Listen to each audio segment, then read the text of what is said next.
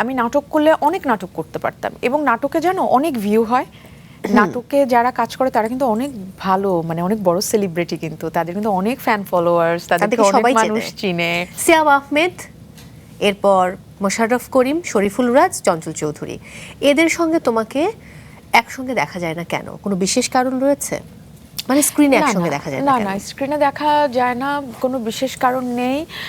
আমি তো একটা লম্বা সময় ওটিটি করেছি, তারপরে 23 থেকে আবার ফিল্ম শুরু করেছি। 23-এ একটা ফিল্ম করেছি, 24-এ করিনি, 25-এ আবার করেছি, 26-এ আবার করব। হ্যাঁ, তো আমার মনে হয় 27-এ গিয়ে তুমি যাদের নাম বললে তাদের এক দুজনের সাথে আমাকে দেখতে পাবে। বাহ, দুর্দান্ত। এক সময় কিন্তু তুমি নিয়মিত উপস্থাপনা করতে, সেই প্রোগ্রামের নামও আমার মনে আছে, প্রিয়তমার প্রিয়মুখ। সেটিকে অস্তিত্ব টিকিয়ে রাখার জন্য নাকি শখে করতে?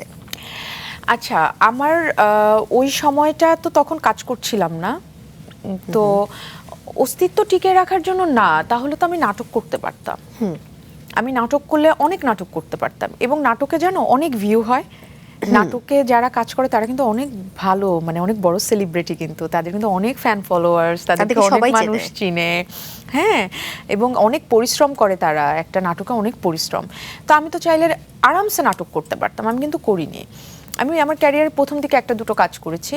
আমার প্রথম যেটা বলতাম তখন না বুঝে অনেক কিছু করে ফেলেছি। আমি যদি তখন বুঝতাম, আমি একদমই আমাকে ওই এক্সক্লুসিভ জায়গাটা রাখতাম যে আমি শুধু ফিল্ম বা শুধু ওটিটি করব। আমার মনে হয় ওই জন্য অস্তিত্ব টিকে রাখার জন্য না, আমার উপস্থাপনা ভালো লাগে এবং যদি সম্ভব হয় আমি এখনো করতে চাই। মানে আমার খুব ভালো লাগে, কিন্তু আমার কাছে মনে হয় এটা খুব কঠিন একটা জব।